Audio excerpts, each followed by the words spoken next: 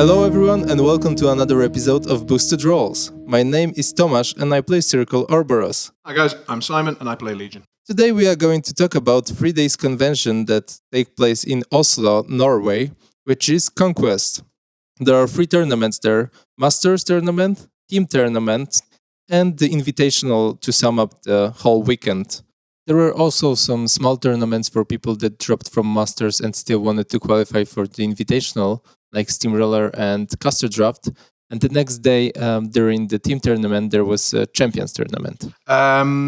So to introduce ConQuest a little bit outside of the games, it was really well organised in advance and on the day. The 2 organisers that I'm aware of, there may have been more people behind the scenes, in fact I'm sure there were Sverre and Jonas. And I have to say, really well done. When you get a bunch of players together drinking and chatting and having a good time, it can be an absolute nightmare to try and get everybody on time. And I know that we cocked that up at least once, and they really made a great effort to keep things going smoothly. We thank them on the day, but another big thanks to them if they're listening. And so on to the sort of the surroundings of the convention. So we had the hotel and hostel, which were, I'd say, pretty great. The hotel was very nice, very clean, friendly staff, and so on and so forth. My team stayed in a hostel, which was right next door, sort of owned by the same company. So they had a hotel and hostel. Don't know why, but there you go. So that was very useful. Any comments on the venue at all, or the? Yeah, I really like the venue. I like that we had 2 rooms to play games, one of which was a smaller, quiet streaming room, and the second was big hall with good acoustics. Yeah, it didn't get too crowded. There was enough air. It wasn't like some venues that get really stuffy and really hot. It did help that it was -5 outside, so it's not too difficult to stay cool. But yeah, I thought it was a very nice place. Yeah, I didn't stay there. I stayed with a friend, so I don't know how are the rooms, but the rooms in the hostel were pretty big. Yeah. I heard from the guys in the hotel that maybe they weren't quite worth the price point, but maybe, if we speak to some more people later on, which I think we're hoping to, then we will hopefully get some first-hand reports on the rooms from the hotel. The room in the hostel, as you say, were really big. To be honest, you just sleep in them anyway, and maybe have a drink. I have a question for you. Yeah. Is there anything in Norway worth its price? For people abroad? I have a Norwegian girlfriend, so I think I have to be careful at this point. I'm going to leave that. That's a comment for someone else. The prices in general in the country were very high. There's no way around it. I think it's one of the more expensive countries in the world. And so, if you attend a tournament there, you have to know in advance that that's coming. You have to sort of accept it, or I would say not go, because you can't avoid it. Yeah. Was that your experience? Yeah, but there were some good things about it. I avoided drinking alcohol, at least for the first 2 days, because it was too expensive for me. And I avoided the food cost by just eating 3 times my body weight at the venue. That's one way around it. Yeah. For those who don't know, lunch was included, so that's why you could eat as much as you wanted at lunch, and then try and avoid the other meals. Yeah, to give people who are sort of wondering and whether they can afford to go. First of all, I definitely think you should. I think you should just accept that it'll be a little more expensive than other places, but that you'll have a great time and that it is worth it. There's a lot of great service, great people. The quality of most products and services is really high. Maybe not quite to the price level, but it's great. It's good. So that's the first thing I would say. But then after that, if you do want to know some prices, I think in a normal restaurant, not even really a restaurant, more like a pub restaurant, I got spaghetti carbonara for the equivalent of about £15. So. I don't know what the euro can. I think euros and pounds are frighteningly close at the moment, honestly, which is sad for the pound. So yeah, about £15. But then if you wanted to buy a cider with that, just have a little cider, that was about another £9, £8-9 for the cider. So like alcohol is hugely expensive. Food is a little more expensive than England, for example, and everything else is also a little bit pricey. So you've just got to be aware of it. You've got to. Yeah. But if Polish can handle it, you can probably handle it. I remember that my first impression was looking at the price of the beer, and I decided just not to spend any money there. So I was just eating at the venue and not buying anything. And then in the last day, I realized that everything else isn't as expensive as alcohol. So I bought a burger, I bought fries, I was spending money like normal human being. I remember that. I was there for that. That was funny. You'd just been starving yourself for the whole weekend, and then you suddenly realised the food wasn't actually that expensive. Yeah. But yeah, the alcohol is insanely expensive. However, I mean, for example, the Swedish guys picked up some bottle of rum in the tax-free in the airport or something like that, and I think that wasn't too bad. So if you can get around the taxes, then it's you just need to be prepared. Bring a hip flask, bring some beers, as I know some of the English guys did, or you can get around it. You can make it work, and I think it is worth it. So that's enough about that. The food was on the first day. Some people were disappointed, but I think on the other days the food was pretty decent.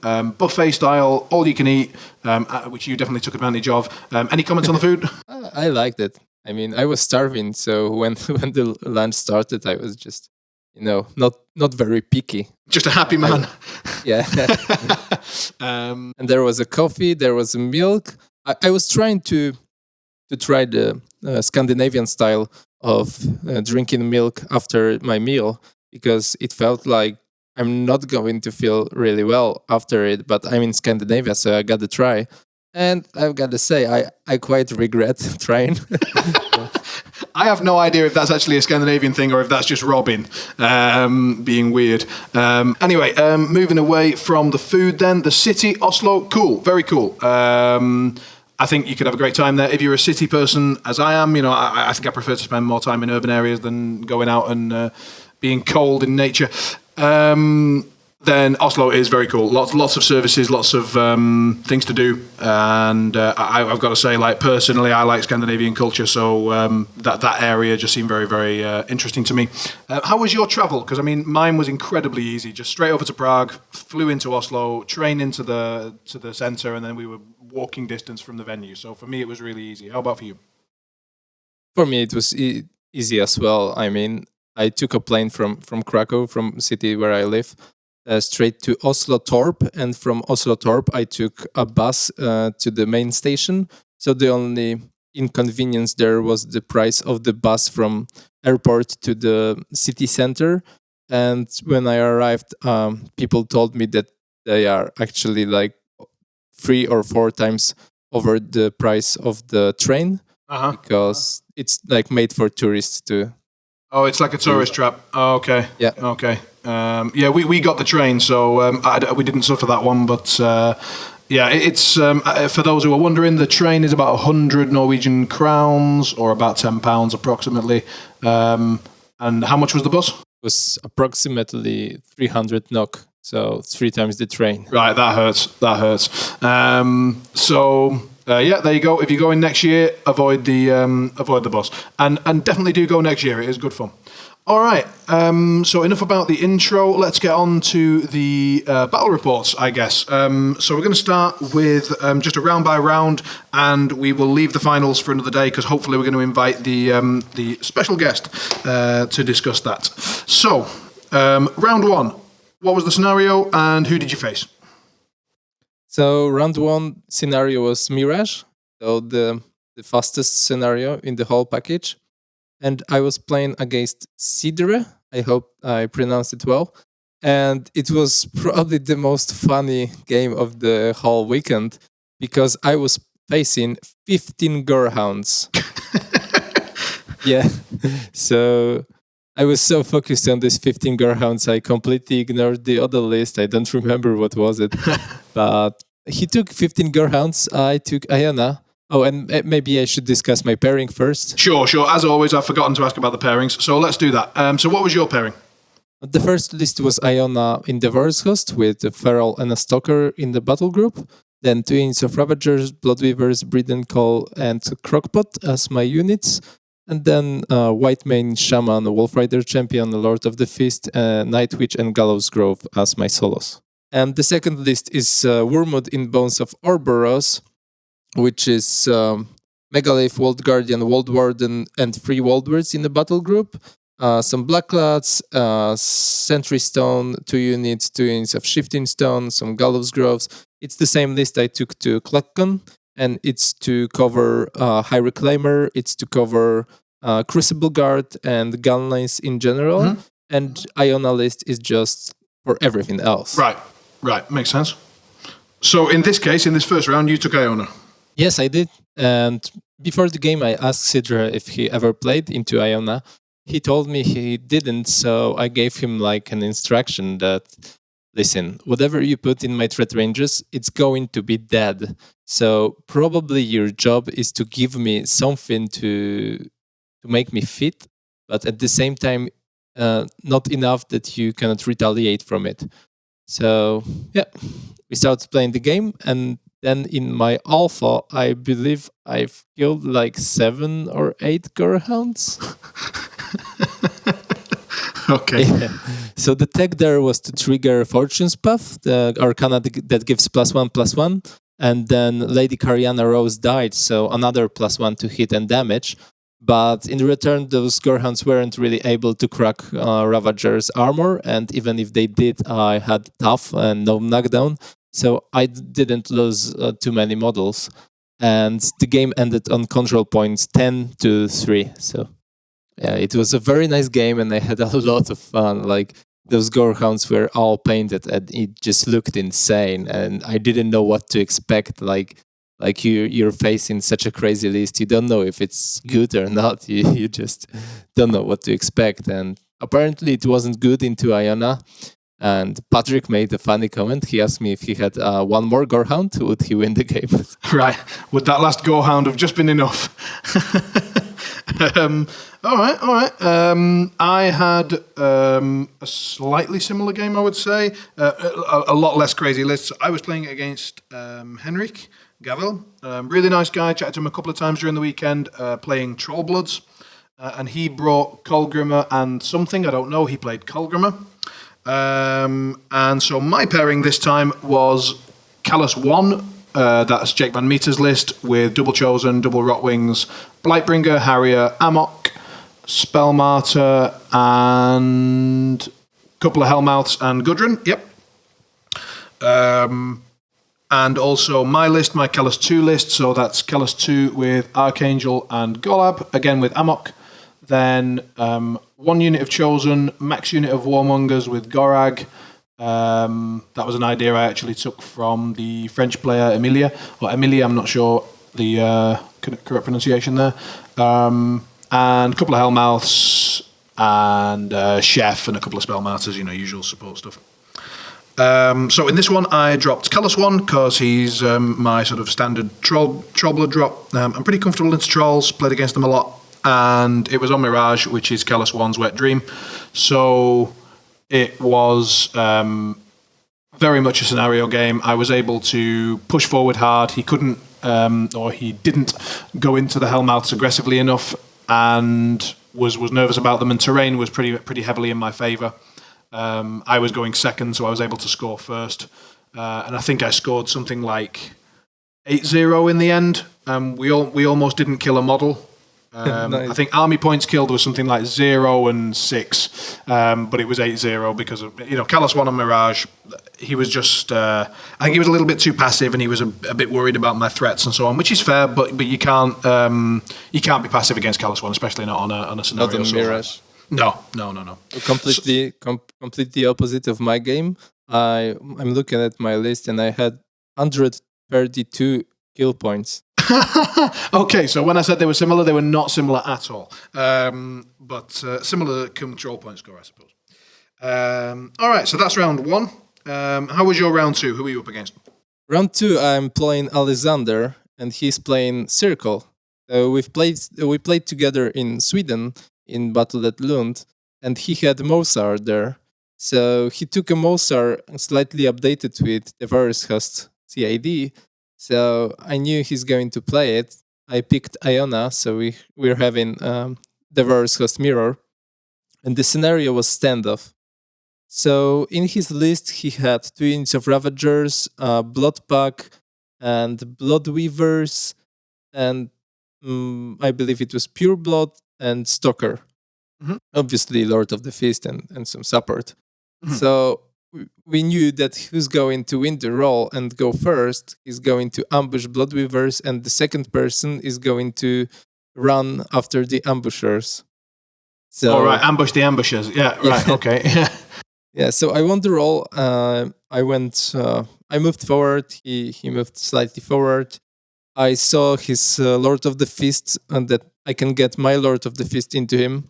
So I decided it's worth trading because his Lord of the Fist is slightly better because of Curse of Shadows and because he can charge his own pillars, which extends his threat. Okay. So I've made that trade. Okay. And he forgot about my ambush when he positioned his Blood Pack unit. Okay. So I was able to kill the entire unit with my Blood Weavers. Your Lord of the Feast only took his Lord of the Feast, nothing else. Yeah, I think, and I crippled aspect on the Warpwolf Stalker. Okay, that's useful. All right. Yeah, so the Stalker killed Lord of the Fist anyway without the aspect. Sure. Yeah, and we were having some fight. Like Ravager units were deployed symmetrically, and Ravagers on my left side had a Mirage on them, so they went in first and kill few of my Ravagers, but not really enough. And then in retaliation, I was able to kill almost entire unit. So Alexander had his forces mostly in his circular zone. When you say his circular zone, we're talking about standoff. Yeah, but when I've killed the unit of Ravagers on the left side, the geometry of the game changed a bit. Oh, okay. So you sort of just pivoted around a little bit and then controlled from those sides. Okay. So in the end, he basically was just holding onto his circle zone, but you'd sort of collapsed his back almost and gone into his rectangle? Yeah, exactly. Right? Okay, Exactly, okay. yeah. Got it. So in the end, I believe Mosar went in to do the work, and he was left with no transfers, no transfer targets. But I decided I'm not gonna kill Mosar, and I've just scored 8-2 on control points, and the game ended up on scenario. Always safe if you don't have to roll dice, I suppose. I mean, he's like a solo. He's 14-14 with 15 boxes, so he's like anything kills him.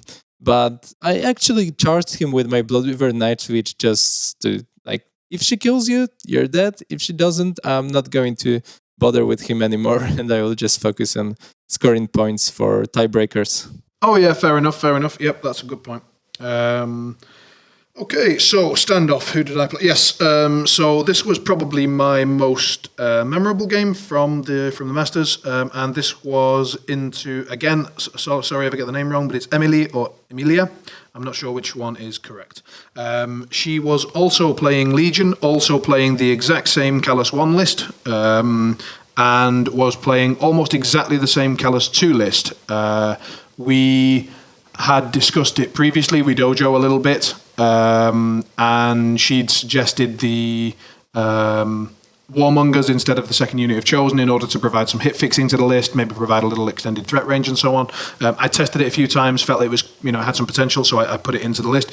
And then she laughed a bit when she came and looked at my lists, and they were almost exactly the same as hers.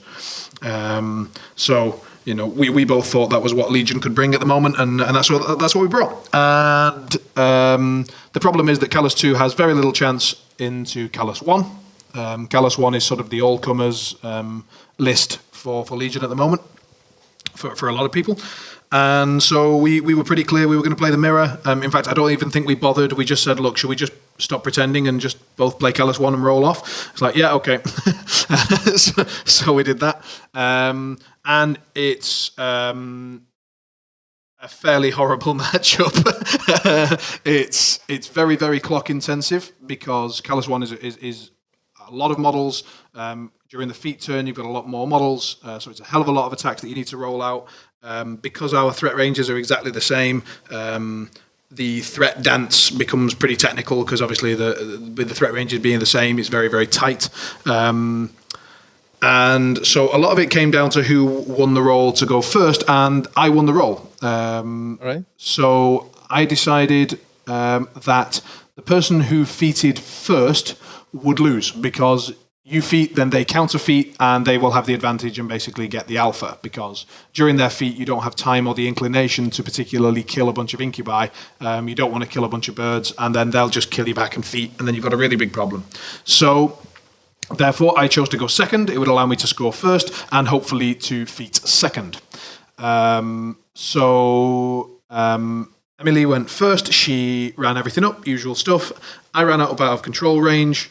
There was a cloud in the middle and a forest over to the left. So I was sort of using the forest to hide my advance a little bit on that side. I was able to come a little bit further. But the cloud was hiding my Hellmouth on that side, and our Hellmouths just sort of cancelled each other out for a while. Which is pretty standard in the mirror from what I've seen. Neither of us have a lot of chance to play the mirror. So Emily is one of the only Legion player in her area in France, and I'm the only Legion player in this area for several hours. Neither of us were sort of completely practiced. We then got into the turn when I expected her to feat, and so it was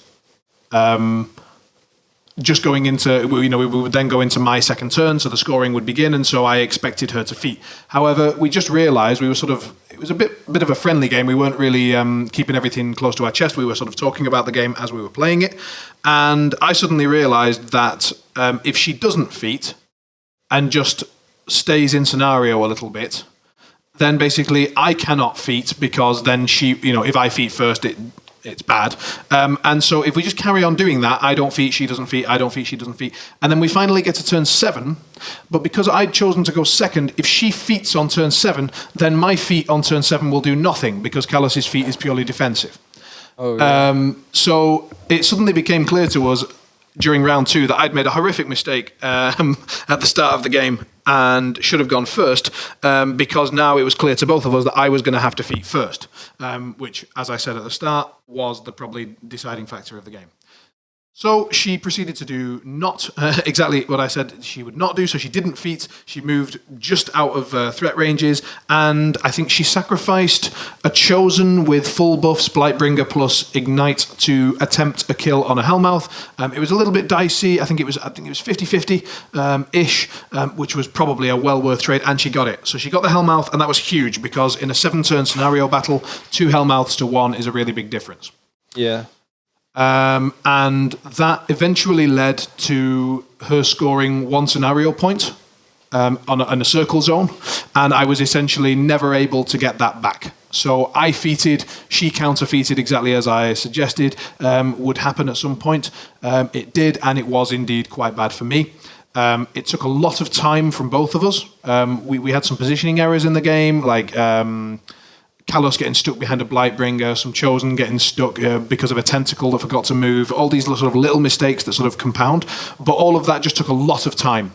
And in the end, I lost on clock I think we did reach round 7, but we didn't finish it because I ran out of time. But it was pretty clear that because of that 1 scenario point lead that she'd managed to get, that I was almost definitely not going to get that back. And so Emily won on time with I think she had about 90 seconds left, so she still had enough time to finish her round 7 probably. So it was a very, very interesting game. I'd love to try and play it more. I don't think she would, because she really wasn't very happy with the mirror game. But I don't know, maybe I'm a masochist. I quite enjoyed the pain of it all. But I'd love to play it again. It was very interesting. So that was my longest battle report. Sorry, it was my most interesting game, so I wanted to go into some detail. So that was round 2. Round 3 then was played on the Pit 2. And who was your opponent? So my opponent for this round was from Poland, and it was Rafał Anusiak. Krawat. Yes, yeah. Yep, okay. So he had Gorshade 4 and Iseria. I was a bit afraid of playing Gorshade 4 with Iona on the Pit 2 because it's a central scenario, but I decided to take Iona anyway, and he took Iseria. So I'm looking at his list, and he has a pretty good assassination. Like, her feat is seen through stealth and science importance, and then he has Ares free in his list, so he can scrape my transfers. So I knew that if I give him an assassination, he's probably going for it. And at the same time, her fit is such strong, combined with the archers that can see through all the terrain with their mini fit, that I had a risky plan to even bait the assassination. So he won the roll, and all his armies advanced deployed. He decided to go first. So I went second. I took the site with the giant forest. That didn't really matter, but yeah, I gave him the site with obstruction in the middle, maybe to cripple the colossal. Mhm. So he ran forward, positioned himself. Then I moved my half my army to the left, where I had the forest. I moved half my army to the right, and I've put Iona in the middle, like with 3 transfers, standing then there alone, just just so he sees her and he tries an assassination. Okay. My last activation was Cole running from the right flank to the left flank to provide shield guard Mhm. for To whom? Ares shot. To Iona. Yeah. Right, okay. So I didn't calculate the odds, but I figured out he will probably forget about the shield guard, and then I can play. He will waste his feet on trying to kill Iona, and then I will just kill his army in return. Okay, and just quickly before you go further into that, what made you go for that? Well, if you made a miscalculation, or if he was able to kill Cal before Iris removed your fury, or if there are a lot of ifs there. Yeah. So why, given the strength of the Iona list, why did you feel it was necessary to take a risk there? The first thing is I don't have a local retribution player. I mean, there's one guy, but he just started playing retribution. Okay. So I don't have. The first thing is I don't have too much experience. The second thing is that Iona is really hard to kill because the stealth, because dodge, because high defense. So even if he hits the blinding light, I'm still defense 14. Then the Mage Hunter Strike Force, or I don't remember the name of the unit, but they have combined range attack. So and Iona has the ability that I cannot pronounce. Preternatural reflexes. Yeah, exactly that. So she cannot be hit by combined range attack. So there were a lot of things that can go wrong for him, a lot of things that he can forget. And the scariest part was the shield guard. I mean, if he forgets about it, but even if he remembers or ask me question if I have a shield guard, he would need to find the line of sight to call. He would need to spend an activation, and he didn't have that many activations. And so I figured it's just worth it because I win this game if he fails. Okay. And if I want to play the long game, I could sleep somewhere because of not knowing his army that well. Okay. And how did it work out? He went for it or he didn't? So I put Diana, I put Call, I passed the clock, and there's a moment of silence, and then Rafa is like, huh. So I knew that he's going for assassination, so I look him in the eye and I'm like, what? Assassination, right? Let's go. So he was like, can we pause the clock? I will roll the dice to show you that you're dead, and then we'll continue playing the game just to see how the matchup works. And I did not agree to that. I said, listen, you need to do it because you might fuck something up. Okay. Keeping in mind that my whole plan relies on that. Sure. So I didn't took into equation that Colossal is in range. So he measured Colossal straight line, and I'm in range of Colossal. So I'm like, oh, that's pretty bad. Though Ares is part of a unit that's screening his arc node to put blinding light and screening his Colossal. So that was a problem because Isaiah needs to fit first to give the Iris eyeless sight, so he wouldn't be able to run arc node to blinding light the Iona. Okay. So then when we started thinking about this assassination, he needed to kill almost half his unit just to be able to put Colossal and Arknote forward. So Okay. he made that. So I'm like, yeah, that's assassination getting better for me. He's killing his own army, and I can see he don't know about my shield guard. Then he runs his Arknote. He puts Blinding Light. He hits.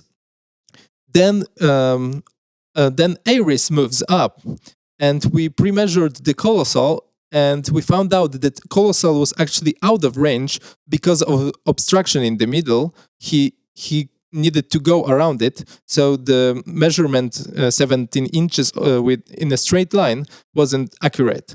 So another thing failed. So you see, there were a lot of things that could fail, and they started showing up when we decided to do the assassination. So he moves Ares, and I couldn't resist. I started laughing, and he's like, "What? I forgot to ask you about shield guards." And I'm like, "Yeah." So he went for it anyways. He shot with Ares. I shield guarded it, so I have 3 transfers. Then the Mage Hunter Strike Force Assassins, I don't know. Whatever they're called, yeah. Yeah. So they went in, they started doing some shots into Iona. He needed 8 under Signs and Portents, so a few of them hit and did some good damage, few of them missed, so I dodged. Then Colossal had a lucky deviation onto Iona and spiked really hard on damage. So I was left on 6 boxes with 1 transfer. So if he kills Call or just managed to put more attacks on me, I might be dead anyway. His rolls were pretty hot, but I wasn't. So in return, I killed like almost half his army. Yep. And then my initial plan was to put Phantasm the next turn on Iona, so he never gets her. He lost Ares. No, he didn't lose Ares. She survived somehow. But he lost his Arknote.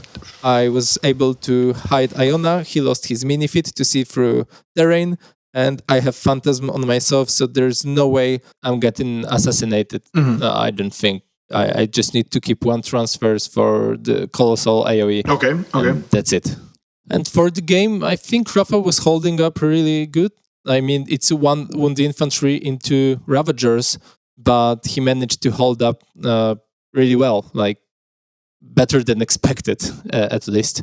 But in the end, I left only a Colossal on the table, and I had like half my army. Ouch. And he clocked himself. Okay. After all that, the clock decides it. Yeah. All right. So we move on to that was round 3, right? Round 3, yeah, the pit. Yeah. So round 4 was invasion. My opponent was your fellow countryman Martin Nowitzki, and he was playing Scorn this time. He brought Morgul 3 with 2 turtles and a unit of Reavers, basically the Rasheth list, but with Morgul 3 and a couple of Arknotes. And the other list I didn't really look at much, because if you've got 2 turtles, you already know what you're playing against Legion. I was there when you were picking lists, and I was like, seeing your face, look at you take the list, look at them, see turtles, and all right.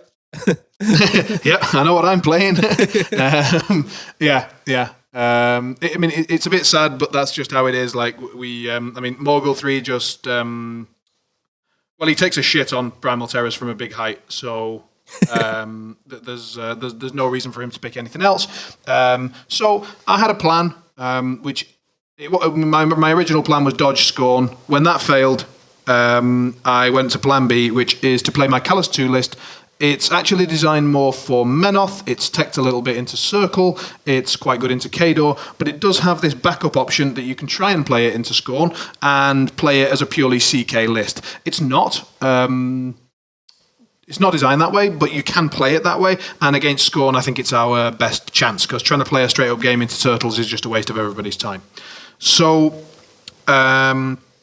he won the roll, chose to go first, which is a shame, because obviously if I'm trying to set up an assassination, that would be very preferable. At least I think he went first.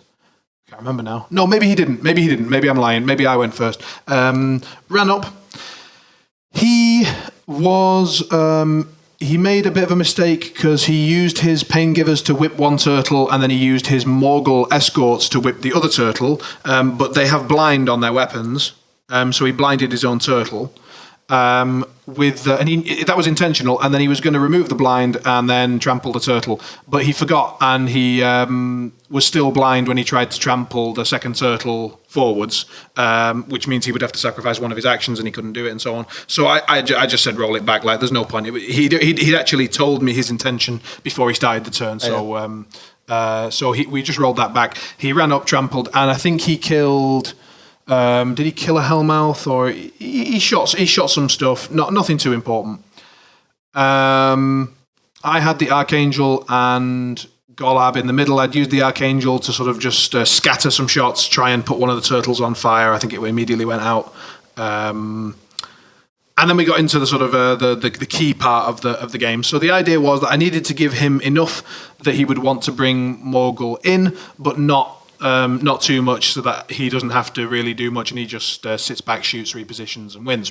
So I went in fairly heavy on both sides, really, with the Warmongers and the Chosen, because I was pretty sure they were just going to be blinded the whole game anyway, so it didn't matter if they died, because they're effectively dead just from the matchup.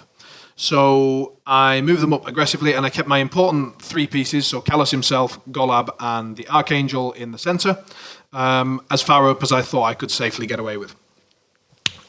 He took that, and I think the prospect of having both of my units blinded was very tempting, and so he ran both of his Arc Nodes up. He ran Morgul up the center, but moved him up the center in order to be in control range, and blinded both units. So pretty much as expected, the turtles came up, obliterated some stuff from those units, and then repoed back just to contest. So this was all basically going to plan, and his caster was within 21 inches of Golab, and there were things for the Archangel to kill, and everything was sort of looking good. And I also had he had a Reaver standing almost base to base with Morgul, so I had a good target for Brand of Fire, so that I could cast Brand of Fire. D3 nearest models are set on fire, so that would be Morgul automatically because he's the nearest model, and so on. So went with the plan, went with Callus, put Overrun onto Golab, moved up, cast Brand of Fire on the Reaver, boosted to hit, missed, repositioned in range and feated. Then brought up the Archangel, because the Brand of Fire didn't work. Brought up the Archangel, shot the Reaver, hit him this time, setting Morgul on fire, boosted the blast. I think I rolled okay for shots. Just I took some other shots, tried to hit him, didn't do much. But that was okay because of this, I'd already got the Overrun. Golab moves up. He's now within charge range using the feat to get onto Morgul himself, charges for free because of the feat, and then rolls it out basically. Boosted 8s, 3 initials, 4 fury in total. You put Golab onto Morgul with one transfer?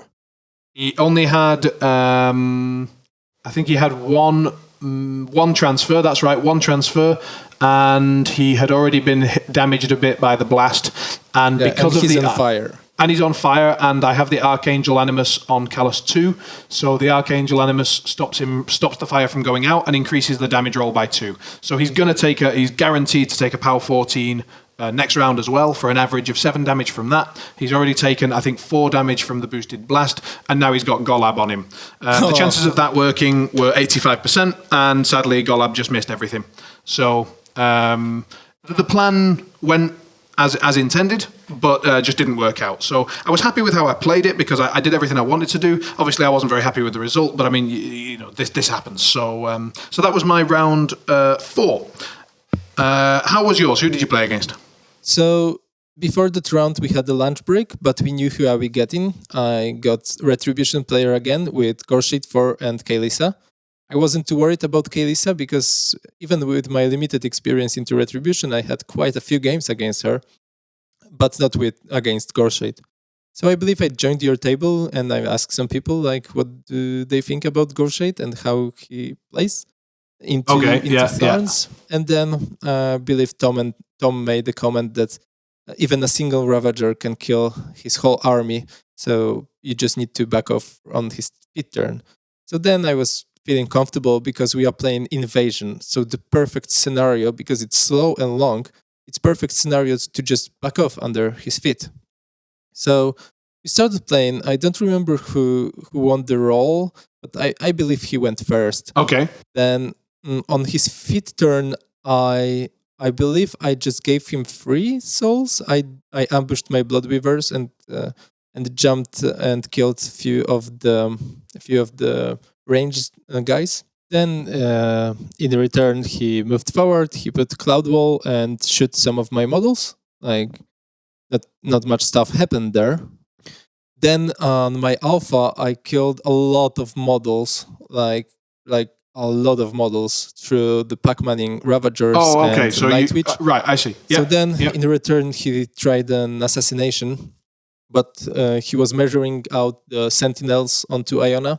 And then, when I saw his plan, I could destroy it with my White Man and counter charge.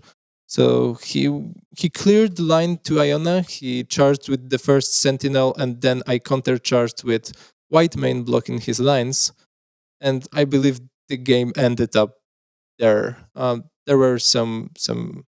We played it out, but really there was no more game for Retribution. So yeah, very good game, and happy to finally play against Gorshade 4 and see his performance on the table. All right. I haven't. So it's interesting because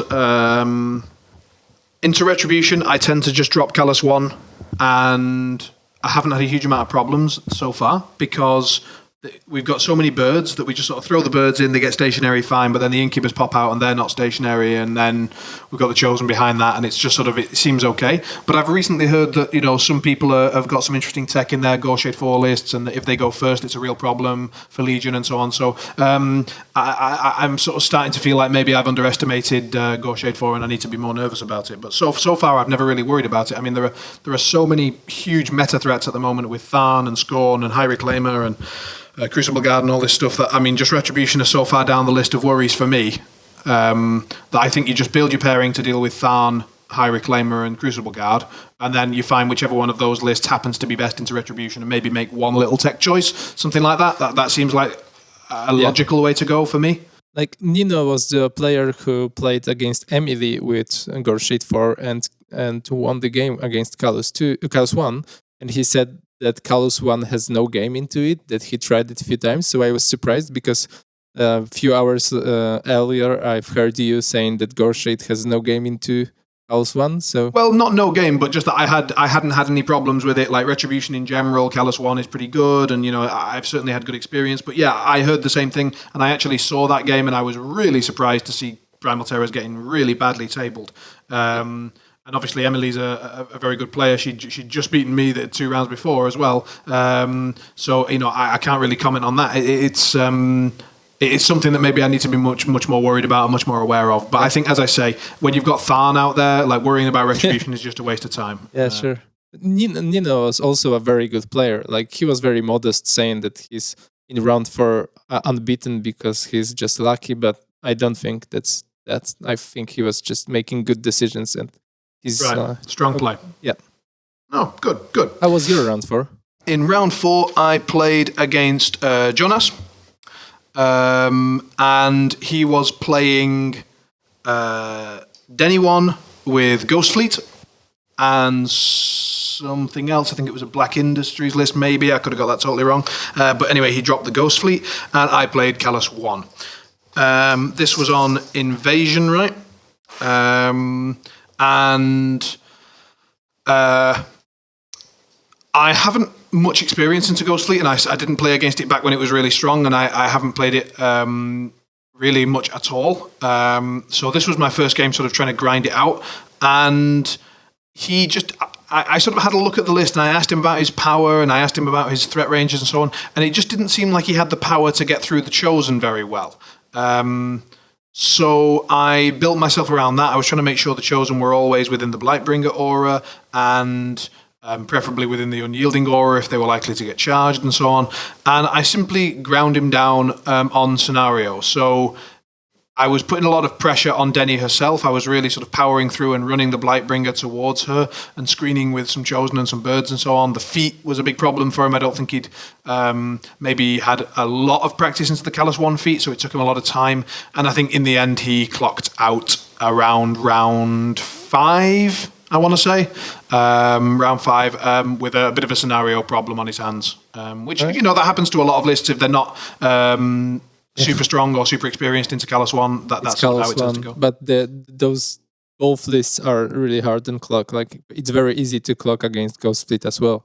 I mean, at least it used to be. Yeah, I think it still probably is. I mean, if you're trying to play a grind game, if you're really trying to grind them out, if you're trying to do some attrition, if you're trying to do that sort of long game against Ghost Fleet, it does hurt your clock, and it did hurt mine. I mean, I certainly wasn't high on clock either. But that was the game. Again, another absolute gentleman. I mean, I want to sort of say throughout that all of the players were super mannered. Didn't have a single dispute. Didn't have a single judge call in any of my games. It was really perfect. So me neither. Yeah, it was great. Yeah, the atmosphere and the people. I mean, like, we say it every time after every tournament, but I think it's just the community is so great that it's very, very rare to have a dispute argument with someone. It happens sometimes, but it's very rare. I mean, we say it, but that's because it's true. You know, we say it every time, but that's because every time the community is stellar. You've got the British guys came over, as usual, bringing a lot of fun and games. You've got the Norwegian community that were, you know, strong and supporting their local meta strongly. That was really great. A lot of Swedes coming over because obviously it was pretty close proximity for them. But even some of them were traveling many hours to get over there and support the event. So it was really great to see. All right, so that's round 4. Round 5, who did you have? Yeah, so it's semifinals for me, and there's Patrick that I know I'm getting for the finals because we agreed before the event on that. Yeah, you know, you like to give everyone a bit of suspense. If you get it over within the 3rd round, we all, you know, we don't have to wait for the results. So that's a shame. Yeah. All right. So there's Juan with the Legion, and Ben Hampshire with Scorn. So we discussed the poll, and everyone wants to get Legion. Bastards. And I don't want to get Scorn the most because I want to play Patrick in the finals. And in the Scorn pair, there's Morgul 3. I got Ben, so we're playing Recon 2. And he's the Scorn player, right? Yeah, sorry? He's the Scorn player. You mean Ben Hampshire? Yeah. He's the Scorn player, and he has Morgul 3 and Rashef. So, interesting thing is that before the round, he told me that he was playing Tom Escoffier. Tom had exact same list that I did. Like, there was like one solo difference, maybe. Yep. And he picked Morgul 3, and Tom picked Wormwood because he was scared of Morgul, and he lost. So, I was thinking, like, I probably should just take Iona and risk he is going to make the same decision as he made. But I decided to flip a coin. Coin said Iona. So we approached the table. I picked Iona. He picked Rashef. He was a bit surprised. He said that we have basically a list chicken. And he thought that in the list chicken situation, I'm just going to pick something that I'm more comfortable with, which is Wormwood Bones. But I've told him I'm not really comfortable with Wormwood Bones when I'm kind of dehydrated. It's late in the night. It's 5th round of the day. It's really loud, and I need to play a very technical list, right? So Iona is just super easy, super simple. So yeah. We started playing the game. He won the roll, and he decided to go second. He picked the side without obstruction in around deployment zone, so it doesn't cripple his list. Just for the sake of those listening, his list was a little bit different from the standard Rasheth list, right? I mean, it's the new standard, I think. You think it's the new standard? I saw it a few times already. Okay. So for those who don't know what we're talking about, when Jaden and Brett was preparing for War Machine Weekend, we had a dojo group, and they were playing a lot on Vassal, and I've joined some of those games to watch them, and they've tried Iona into the, I believe, exact same Rashef list. So the theme for us is Winds of Death, I think I don't know the names of those. Yeah, it's Winds of Death. Winds of Death. Yeah, two turtles. The big stone fella, Supreme Guardian. Supreme Guardian. Yeah, Raver, Shaman, Beast Handlers, and two of those Isla Side guys, and I don't know. some Extoller support. Soul Wards, right? Yeah, And I think he's got a Vakar in there, a Venator. I don't know. One of the solos. So Probably. it's similar to the old Resheth list. Main difference that I could tell is you remove the Agonizer. Max Reavers and you put in the Supreme Guardian, right? Exactly. Yeah. Yeah. Okay, so who So- won the role? Sorry, you said. Ben won the role, decided to go second to pick the side that's not crippling him. I ran forward, I moved my Ravagers really close together, and then I started splitting them apart, and Ben made a comment like, "And this is the moment when Tomasz realizes I have a Breath of Corruption on my spell list." And I was like, yep. So I reminded myself about Breath of Corruption. I thought that it's not worth to lose the whole unit of Ravagers in a single turn. Probably not. Yeah. So in his turn, he started. I believe his turn was almost 20 minutes. It was bottom of one, and he's like, "All right, I can kill Breed. I can kill Lord of the Fist. I can kill Ravager UAs from both units, or I can kill Wolf Rider champions." So he started doing math on everything. He wanted to remove Lord of the Fist the most and or Breed. So he decided to go for Breed and for UAs. Then we started measuring it out, and because there was water and the slingers don't have a pathfinder, and because Breed was behind the forest and it wasn't 3 inches, she was behind the forest, so he couldn't see her. We started measuring a lot of things, and in the end, he had a Ravager UA and Lord of the Fist in range only. I mean, Wolf Rider champion was there, but she was in that range, so defense 19 is not very likely. Sure. But I mean, Lord of the Feast is worth a lot, so I suppose that's decent. And getting one Ravager UA is kind of nice, so yeah. Yeah, but the math on Lord of the Fist was the worst out of everything. Really? So he went, because of the armor, and I had already 3 corpses.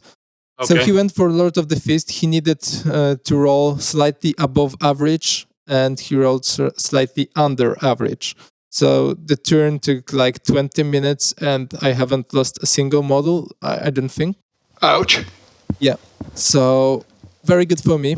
But then the second round for me is I can land 3 Hunter's Mark on the turtle to get him, because I need 3 because the big Supreme Guardian has 2 souls, so he can cancel with Arcane Vortex 2 of them. And it means that I have Iona with only 1 transfer, and Rashev didn't fit yet, so I got scared. Okay. I decided to just shuffle my army around, and I had like very little idea how much can I put in his threat ranges, because after the first turn I was like really scared like that he can kill everything, but I needed to threaten the scenario, right? I needed to threaten the both zones. So I've shuffled around. I did pretty good job on the left side. On the right side, I decided to block my Ravager UA with 2 Ravagers in front, but now I forgot about Breath of Corruption. So the 3 Ravagers were under the AoE, and this includes Ravager UA. Okay. Then I've sent in my Lord of the Fist, and Lord of the Fist had like a really good day. I've crippled turtle, and I really rolled well on a turtle. I've crippled an aspect on a shaman and grievously wounded him. I've killed a raider, Yep. which really hurt him for the late game. And I killed like a solo and a beast handler. So Lord of the Fist was living the dream. Yep. Okay. And I passed the clock. So in return, Ben fit, and he killed the Ravager UA with 2 Ravagers with Breath of Corruption, and he actually managed to kill the whole unit of Ravagers. Then the second unit, I lost like 4 Ravagers from this unit, or 3. Yeah, 3. No, 4.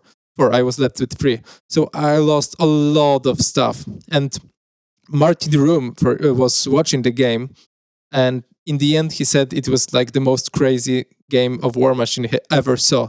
I lost all my army. I was left with Feral, 3 Ravagers, White Mane, Breed and Call, and Ravager Shaman, and I think that's it. That's about it, right? Okay. Yeah. And he fitted. He put Agonizer behind 2 huge bases, and he has 3 huge bases, one of which has defensive strike. So I'm like, I can shake his hand. I lost it, but let's try. So I started my turn. I put Iona in the middle of the table. I fit. Breed and Call went for the turtle, and because of the damage that Lord of the Fist put on it, I've managed to remove the turtle with Last Call's attack, which was really good because it opened the space for Agonizer. So the 3 Ravagers that I had only range to the Agonizer and some solos in the zone. So even with Vengeance? Yeah. Oh, they didn't have Vengeance because the UA was dead. Yep. No, in this unit the UA was alive. Okay. So I've killed the Agonizer. I've cleared the zone. Then I had a Feral in range of a Supreme Guardian and a White Mane. White Mane had 3 corpses, and Feral needed to warp speed. Iona, before I put a Primal on the Feral. Okay. So then I went in with the White Mane to... Had you killed the Agonizer by this point? Yeah, I've killed the Agonizer, and I went in with the White Mane. I wanted him to spend the defensive strike on the White Mane, but he didn't. He didn't took the bait. White Mane put some damage on Supreme Guardian, and then Feral went in, so he used his defensive strike, but he did a lot of damage, but to the wrong column. So my spirit was there, all my aspects were there. Oh, okay. He hit he hit an even column? Yeah, he hit 4. Oh, okay. Nasty. So it was 13 to 4. So I've managed to kill the Guardian. I had really crappy rolls that turn, really bad. So I asked Ben to borrow, can I borrow his dice? I started rolling his dice, and they were so hot. Like, I killed the Supreme Guardian with 1 attack spare, and it was like I was rolling dice of 3 or 4, something like that. So suddenly... The placebo effect strikes again. Right. Okay. Yeah. So suddenly, like, I was losing the game. I wanted to shake his hand. I look at the table. He has a single turtle and not really much left, like Rashev and some beast handlers. And I've taken over the scenario. I scored some points. And then I reminded myself, I have Wolf Rider champion that was flanking him really, really hard. So I put the Wolf Rider champion on the turtle, and I did like a lot of damage. So I passed the clock. I scored, I believe, 3 points. There's only single turtle. Iona is behind obstruction, and I have a transfer target with the Feral. Mm-hmm. And I'm not sure, maybe Stalker survived because I somehow scored the rectangular. He was out of the game because of the range, but he was there, I think. Okay. So then he wanted to assassinate me. The chances were really low, but that was like the best he could do. Yep. So he started doing some calculations, and he decided that the odds are so low, he's not going for it. But in hindsight, there was nothing left he could do because I would outscore him the next round. Okay. So he started his turn by trying to kill the White Mane, and White Mane passed 4 tough checks in a row and survived the turtle. Oh. Yeah. So then some models shuffled around, and we shook hands because Ben had nothing else to do. You have no knockdown on the White Mane, is that right? Yeah, he was in range of Shaman, and there was something like that Ben wanted to remove the Shaman, and I passed the tough check, and this crippled him the whole turn. Right. Because Shaman was there, and he needed to remove the White Mane because he was in melee with the turtle, and he couldn't afford to take free strike at this point. So I've got to say, like playing against Ben can sometimes be terrifying because there's always we were discussing it with some of the other British guys that he's got this habit of, like, normally when you clock over to someone, they immediately stand up. They start shuffling tokens around, they get their turn ready, they start doing stuff. You clock over to Ben, and he generally just sort of leans back and has a look at the table for about 3 minutes and says nothing, and you're just like, I can't tell if I'm dead or if he's in real trouble. Like, you really can't tell. And then he'll just sort of announce what's going to happen, and then it usually does.